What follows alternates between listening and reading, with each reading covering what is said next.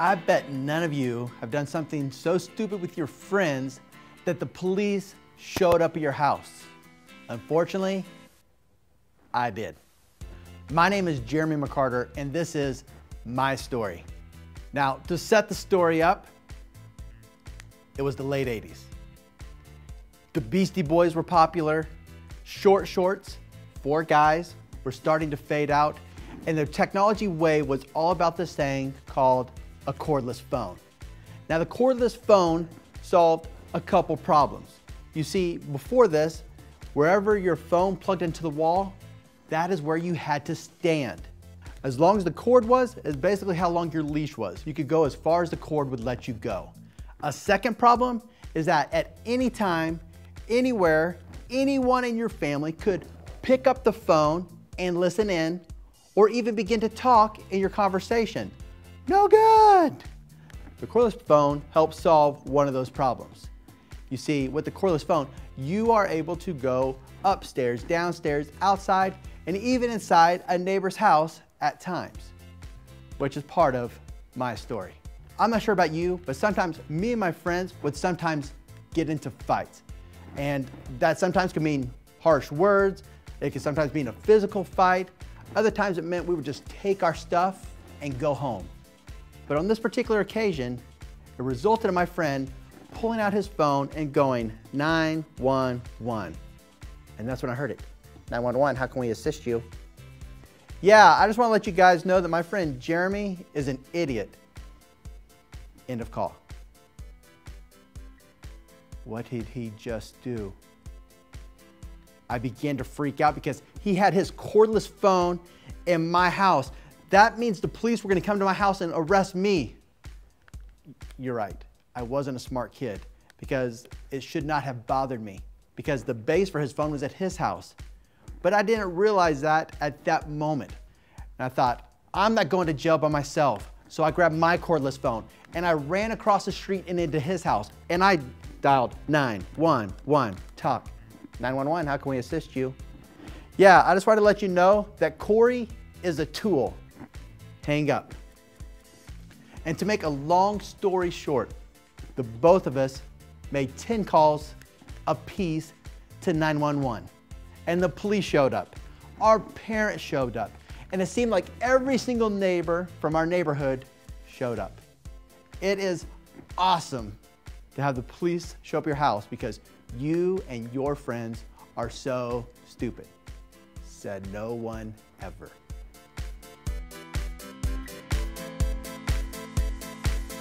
If you have been here the last couple weeks, you know we are in a series called Said No Friend Ever. And we're looking at things that our friends say, just not with words. And it's a good thing because if they did, there's a good chance that we would not be their friend. For example, I just want to date your girlfriend. Said no friend ever.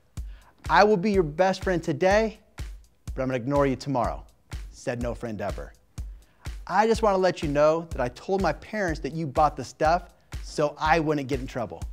Said no friend ever. Or I like to wear spandex because it makes me feel like a superhero when I'm around you. Said no friend ever.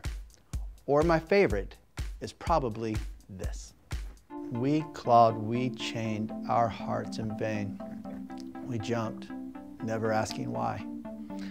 We kissed, I fell under your spell, a love no one could deny. Don't you ever say, I just walked away, I will always want you. I can't live a lie running for my life, I will always want you. Said no friend ever. What, did you think I was gonna keep going with that song? Yeah, right. Came at you like a wrecking ball. If you have been here the last couple of weeks, you know that we are talking about friends. And the key to it is this.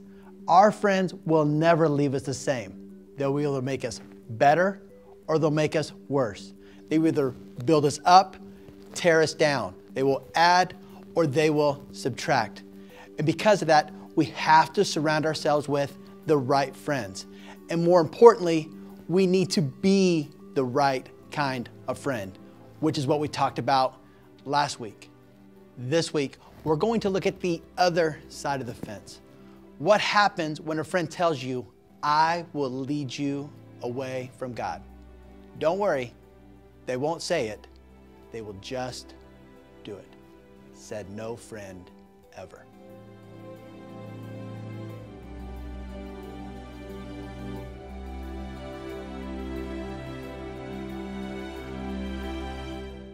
What we believe is what we see.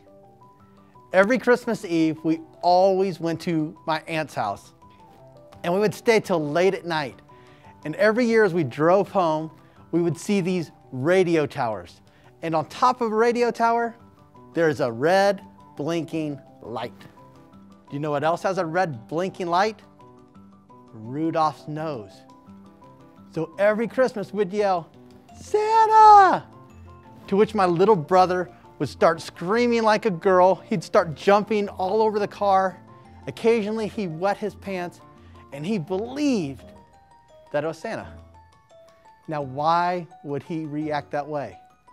Because what we believe is what we see.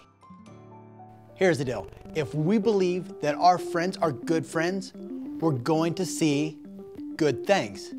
And that's why sometimes a parent, a teacher, a coach will say things like, why do you hang out with that friend or that group of friends? And we get mad because we think they don't see what I see. But maybe you don't see what they see. I bet some of you haven't even seen this in your friends. You know, that girl thinks that she's met Mr. Right, and she talks about how great he is. But when you look at the guy, you're thinking, he's a clown. And when you tell her that, she doesn't believe you. And she's like, but he treats me good. And you're thinking, when you're not around, he treats every girl good. Or with your buddy, he's like, dude, this girl is so hot. And you're like, yeah, but she can't even spell the word hot. But he doesn't listen to your advice. He's just completely chasing after this girl. And you don't get it. Why is that? Why don't they listen to us? Because what they believe is what they see.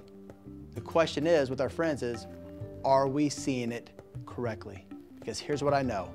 It is impossible to live the right life with the wrong friends. So what does the wrong friend look like? We want you to tell us, because you know when something looks wrong, tastes wrong, smells wrong. So take 60 seconds to write down what the wrong friend looks like. Go.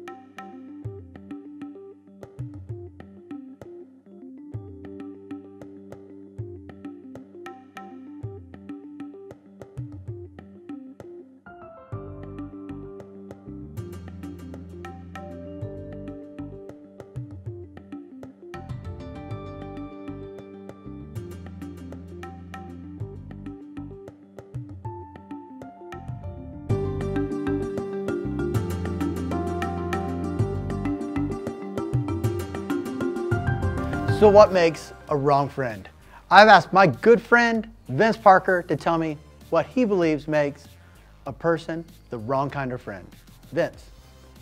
Well, I believe there's several things that can make somebody a wrong friend, but I'll just list a few of them. First of all, someone will stab you in the back. That's never a good thing. Someone kind of goes behind you, talks about you, makes fun of you. Second thing is someone, when you know when you're down and out, you really need someone in life, I mean, you give them a call, maybe you text them, and they're not there for you. They just go out and they go to the mall, they go do whatever they want to do, and they're just kind of selfish. So there's a couple of things that make a bad friend. Thank you, Vince, for telling us what it means to be a wrong friend. And here's the hard part. The wrong friends don't tell you they're the wrong friends. They don't put on the letter A, like in the Scarlet Letter. It's not like in space, where Mission Control says, Houston, we have a problem. And it's not like scary movies, when the bad guy shows up and you hear the soundtrack kick in. No friend has come up to me and said, Jeremy, I'm going to be the wrong kind of friend. I'm going to gossip about you. I'm not going to care about you. And there's a good chance I'm just going to mess up your life. If someone said that to me, I would run from the hills. I'd get away from that person. But reality, I have had friends gossip about me. I have had friends who didn't care about me. I've had friends who've messed up my life, whether they meant to or not. And if I'm being honest, I have done that to other people. And for some of you, you get this. You've experienced this. There's a time you shared that real big secret with your friend, and for some reason they shared it with their friend, who shared it with their friend, and now everybody knows your secret, and you feel like you can't trust anyone. Or maybe it wasn't something they were saying behind your back, it was something they were saying to your face.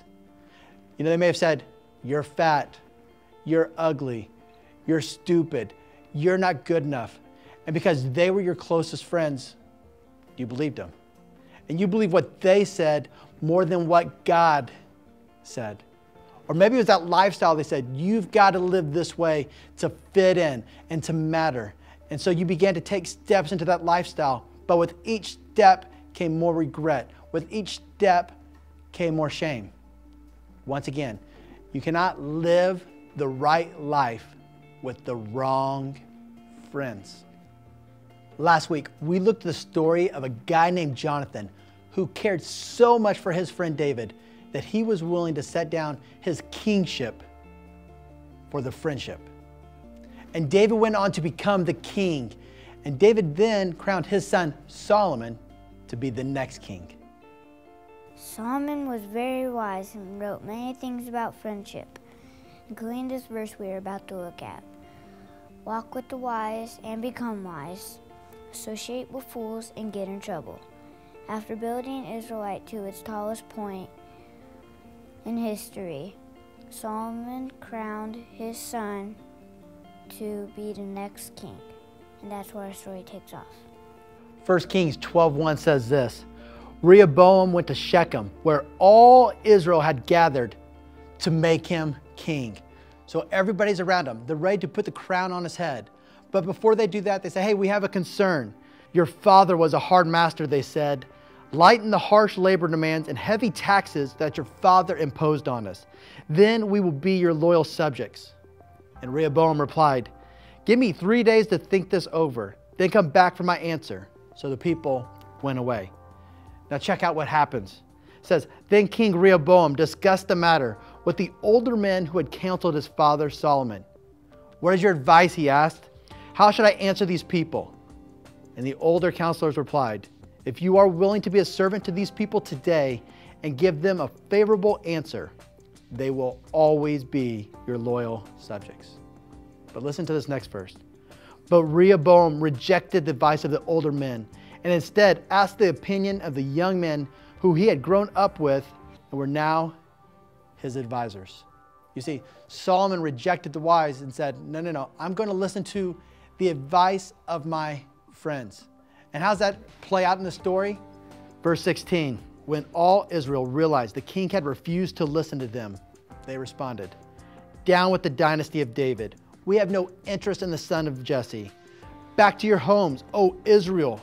Look out for your own house, O David. And in 3 days, Rehoboam destroyed the reputation, the power, the kingdom that his father and his grandfather had built. Was that his intention? Was that his desire? Was that what he wanted to do? No. And if we were to hop in a time machine and go back and say, Rehoboam, why on earth did you give him that answer? Why did you ignore the wise people? I think his answer would be this. I had these friends.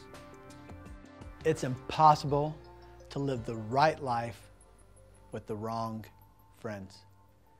I saw this most clearly a couple years ago when I got jury duty. And I sat in on a second-degree murder case. And here's what happened. There was this girl who was on trial for second-degree murder for killing her baby's daddy. And I remember as we listened to her in the court scene, she talked about how the dad wasn't paying child support. And so she talked to some of her friends and said, hey, will you go over and collect the money for me? And when they went over to collect the money, instead of just collecting the money, they killed him. And here she sat crying with the potential of being in jail for the rest of her life. And when the judge said, "Why did you do it?" I'll never forget her response. "I had these friends." And for some of you, you have those friends. And even worse, some of you are that kind of friend. Now, the wrong friend isn't just a person who gets in trouble or who goes to jail. The wrong person is anyone who prevents you from becoming who God has called you to be. For some of you, you are super smart, but you're not pushing yourself in school. Why? I have these friends. For others, you are super trustworthy. Your friends can always count on you. But at home, you're burning through trust with your parents. Why? I have these friends. Or maybe one day you want to get married and have a great marriage, but you're looking at things, you're doing things with your friends that are going to just mess up your marriage later in life. Why? I have these friends. And this is what I know. God wants to do something incredible in every one of your lives. But for some of you, you're too scared to break up. You're too scared to take the next step. You're too scared to make the commitment. Why? I have these friends. You see, it's not always where our friends are taking us. Sometimes it's where our friends aren't taking us. You see, sometimes our friends are in neutral, and it's the fact that they don't let us follow after where God wants us to go. And I get your pushback. My friends aren't going to stop me. My friends aren't holding me back. I'm stronger than they are. I'm just going to flirt to convert. I'm going to party to persuade. I'm going to go into enemy territory and rescue my friend. But can I tell you the truth? That's not going to happen. Now let me show you why this doesn't work. Vince is my friend, and Vince is stronger than I am.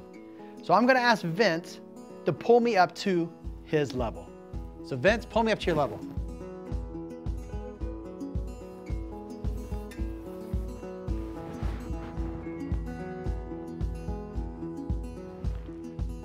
So Vince was able to do it. Vince is super strong. But let me show you the other side.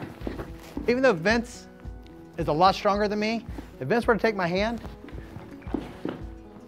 I can pull Vince down with just one hand and very little strength. Why? It is easier to pull someone down than to lift someone up. And in our friendships, that is very, very true. It's easier for your friends to pull you down than for you to pull them up. I believe that is why Solomon said, "The godly give good advice to their friends, and the wicked lead them astray." So what do you do when you realize you have the wrong friends? Here's my advice to you. Be friendly, but don't be friends. And I get it, that's mean, that's hardcore, because I like this person. They accept me. They've been with me for all these years. But if they're taking you to the wrong place, if they're leading you away from who God has called you to be, if they're disconnecting you from your relationship with God, are they really a good friend in the first place? Are they leading you closer to Christ? Are they helping you to become who God created you to be? Are they making you better? Did you see? Our friends will never leave us the same. They'll either make us better or they will make us worse. And they get to choose which one. We just get to choose our friends.